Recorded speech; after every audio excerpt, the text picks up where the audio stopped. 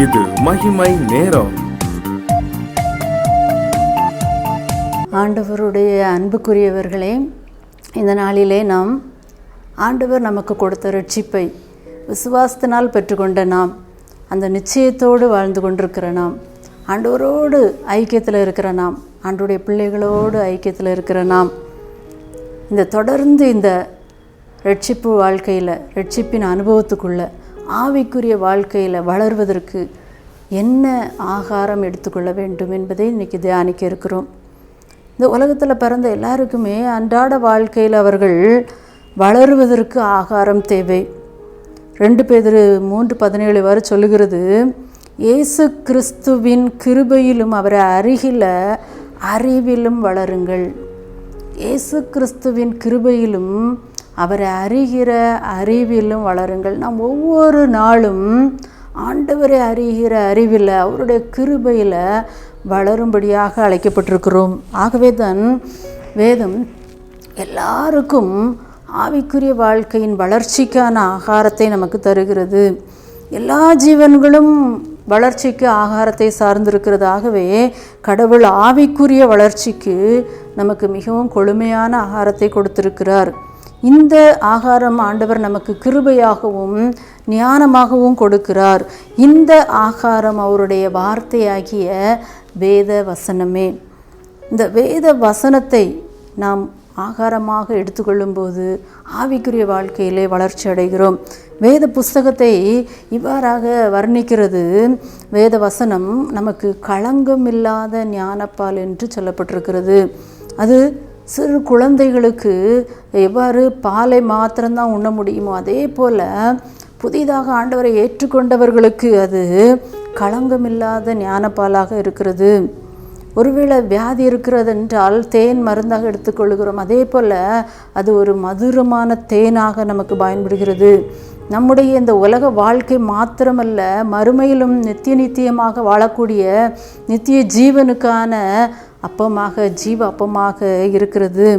இந்த உலகத்தில் நாம் குடிக்கிற தண்ணீரெல்லாம் தாகம் எடுக்கக்கூடியது. ஆனால் ஆண்டவர் கொடுக்கிற அந்த ஜீவ தண்ணீராகிய வசனம் அது நமக்கு மிகுந்த பிரயோஜனமுள்ள ஆகாரமாக இருக்கிறது. இன்று உலகத்தில் தண்ணீர் குடிக்கலைன்னா வாழ முடியல. அதே போல் அந்த ஜீவ தண்ணீரை நாம் ஏற்றுக்கொள்ளாவிட்டால், பருகாவிட்டால் நம்முடைய ஆவிக்குரிய வளர்ச்சியில் மந்தம் ஏற்படும் அல்லது தடை ஏற்படும்.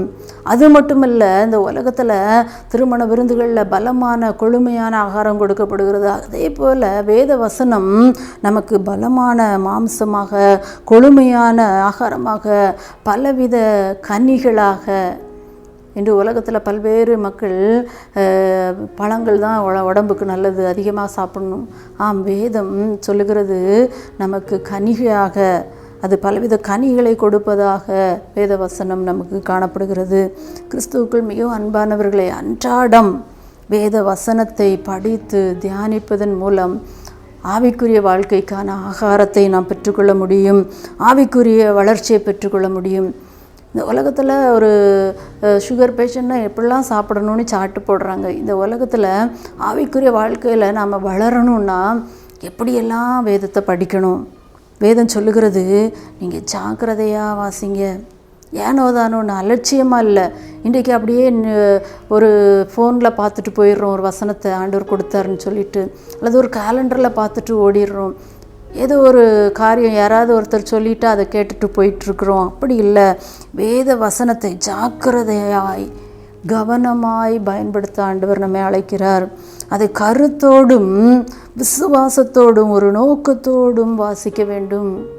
பல நேரங்களில் இந்த கிளி ஜோசியம் போன்று அங்கொன்று வேதத்தை அப்படியே திறந்துட்டு கையை வச்சுட்டு ஒரு வசனம் ஆண்டவர் எனக்கு கொடுத்தார் என்று பார்க்குற அநேகரை பார்க்குறோம். அப்படி இல்லை, அங்கொன்று இங்கொன்றுமாக வாசிக்க வேண்டாம். அதே போல் ஒவ்வொரு நாளும் எப்படி காலை வேளை காலையில் 8-9 மணிக்குள்ளே சாப்பிட்றணுன்னு ஒரு ஒழுங்கு வச்சுருக்குறோம். மத்தியானம் 1-12-1 மணிக்குள்ளே சாப்பிட்றோன்னு ஒரு ஒழுங்கு வச்சுருக்குறோம். அதே போல் ஆவிக்குரிய வாழ்க்கையில் வளர்ச்சியடைய வேதத்தை வாசிப்பதற்கு ஒரு நேரத்தை நாம் கடைபிடிக்க ஆண்டவர் நம்மை அழைக்கிறார். அந்த வேதத்தை வாசிக்கும்போது எப்போதும் வேத வாசிப்பும் ஜெபமும் இரு தண்டவாளங்கள் போன்றது. ஒரே ட்ராக்கில் நம்ம போக முடியாது. அப்போது அந்த வேதத்தை வாசிக்கும் முன்பாக ஜெபித்து வாசிக்க நாம் பழகிக்கொள்வோம். பல்வேறு வேளைகளில் ரட்சிக்கப்பட்டவர்கள் அன்றோடு ஐக்கியமாக இருக்கிறவங்க கூட உலக பிரகாரமான வேலைகள் நெருக்கி போடுகிறது. முள்கள், உலக பிரகாரமான காரியங்கள், வேலைகள் வேதத்தை வாசிக்க முடியாதபடி பல்வேறு காரியங்களை நெருக்கி போடுகிறது. இப்படிப்பட்ட காரியத்தை ஆண்டவர் பார்த்து கொண்டிருக்கிறார். நாம் நம்முடைய ஆவிக்குரிய வளர்ச்சியில் ஒருவேளை தடை காணப்படுகிறதா? ஒருவேளை நாம் வளராமல் இருக்கிறோமா ஆவிக்குரிய வாழ்க்கையில்? இன்றைக்கு நாம் சிந்தித்து பார்க்கும்படியாக ஆண்டவர் அழைக்கிறார். நம்ம அசட்டை பண்ணுவோமானால், ஆத்ம போஜனத்தை அசட்டை பண்ணுவோமானால் ஆத்ம நோய் நமக்கு ஏற்படும். சரியாக நேரத்துக்கு சாப்பிடலைன்னா ஆபத்து. அதே போல் வேதத்தை வாசிக்காமல் ஆத்மாவுக்கு பட்டினி போட்டால் ஆத்மா வளர்ச்சி அடையாது, ஆவிக்குரிய வாழ்க்கையில் வளர்ச்சி இருக்காது. ஆகவே தான் ஒரு ஞானி இவ்வாறு சொல்லுகிறார், உண்மையான வேத வாசிப்பு இல்லாத ஒரு நாள் உன் ஜீவியத்தில் உண்டானால் அந்நாள் அநேக தவறுதலுக்கும் பாவத்துக்கும் நீ இடம் கொடுக்கிறாய். வேதத்தை நாம் வாசிக்கவில்லை என்றால் பல்வேறு தவறுகளில் சிக்கிக்கொள்ளுகிறோம், பல்வேறு இடரல்களில் இருக்கிறோம். வேதத்தை வாசிக்கும்போது ஏதோ வாசிக்கிறோம், கடமைக்கு வாசிக்கிறோம், இந்த நேரத்துக்கு வாசித்துறணும், காலையில் எழும்பணுன்னு வாசித்துட்டேன், ஒரு நாளைக்கு 3 அதிகாரம் வாசித்துட்டேன், ஒரு வருஷத்தில் முடிச்சிட்டேன், இப்படி பிளான் போட்டு நான் முடிச்சிட்டேன் அப்படிங்கிறது இல்லை. வேத வசனங்களை வாசித்து அதற்கு கீழ்ப்படிய நம்மை அர்ப்பணிக்க வேண்டும். எத்தனை காரியங்களில் நம்ம கீழ்ப்படிந்திருக்கிறோம் என்று சிந்தித்து பாருங்கள். எத்தனை வசனங்களுக்கு நாம் செவி சாய்த்திருக்கிறோம், எத்தனை வசனங்கள் உங்களை எச்சரித்திருக்கிறது, எத்தனை வசனங்கள் உங்களோடு பேசியிருக்கிறது, எத்தனை வார்த்தைகள் உங்களை உணர்த்தி இருக்கிறது. நாம் எவற்றிற்கெல்லாம் கீழ்ப்படிந்திருக்கிறோம். அவருடைய சித்தத்தின்படி செய்ய மனதுள்ளவன் எவனோ அவனை இந்த உபதேசம் தேவனால் உண்டாயிருக்கிறதோ நான் சுயமாய் பேசுகிறேனோ என்று அறிந்து கொள்வான் என்று பவுல் சொல்கிறாராம்.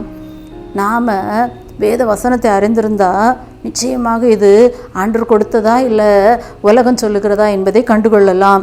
வேதத்தின் கட்டளைக்கு கீழ்ப்படியாமல் போனால் பிரயோஜனமில்லை. வேதமே நம்முடைய வாழ்க்கைக்கு வழிகாட்டி, அது வேதமே வேதத்தின் சத்தியங்களை நமக்கு விளக்கும். வேதத்தின் அதிசயங்களை நாம் பார்க்கும்படி கர்த்தர் நம்முடைய இருதயத்தை திறக்கும்படியாக நம்ம ஜெபிப்போமா? ஜெபம். எங்களை நேசிக்கிற நல்ல ஆண்டவரே, உம்முடைய வேதத்தின் ரகசியங்களை புரிந்து கொள்ள ஆண்டவரே, அதை நாங்கள் வாசிக்க ஆண்டவரே, அந்த ஆகாரத்தை அனுதினமும் நாங்கள் உட்கொண்டு எங்களுடைய ஆத்மாவிலும் சரீரத்திலும் ஆண்டவரே ஆவிக்குரிய வாழ்க்கையிலும் நாங்கள் ஆண்டவரே புஷ்டியாய் காணப்பட நாங்கள் வளர்ந்திருக்க எங்களுக்கு உதவி செய்யுங்கப்பா. ஆண்டவரே, எத்தனையோ பேருக்கு வாசிக்க முடியாத மக்கள் இருக்கிறாங்கப்பா. எத்தனையோ மொழியில் இன்னும் வேதாகமும் கிடைக்கலப்பா. ஆனால் அவர்களோடெல்லாம் ஆண்டவரே அன்று நீர் பேதுருவோடு சீமோனோடு இடைப்பட்டது போல பரிசுத்த ஆவியானவர் நீங்கள் இடைபடுகிறதற்காக உமக்கு நன்றி சொல்லுகிறோம்ப்பா. ஆண்டவரே, நாங்கள் எங்களுடைய வேலை நேரத்திலும் எங்களுடைய ஓய்வு நேரங்களிலும் ஆண்டவரே நாங்கள் எப்பொழுதும் உம்முடைய ஆண்டவரே ஆகாரத்தை பெற்றுக்கொண்டவர்களாக ஆவிக்குரிய வாழ்க்கையில் வளர்ச்சியடைய எங்களுக்கு உதவி செய்யுங்கப்பா.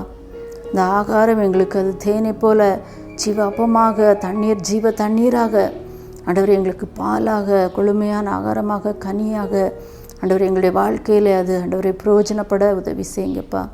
நாங்கள் முக்கியமாக அதற்கு கீழ்ப்படிந்து ஆண்டவரே நாங்கள் அதை எங்களுடைய வாழ்க்கையில் அனுபவத்துக்குள்ளே கொண்டு வருவதற்கு எங்களுக்கு பலன் தாங்கப்பா. இயேசுவின் மூலம் ஜெபிக்கிறோம் நல்ல பிதாவே, ஆமென்.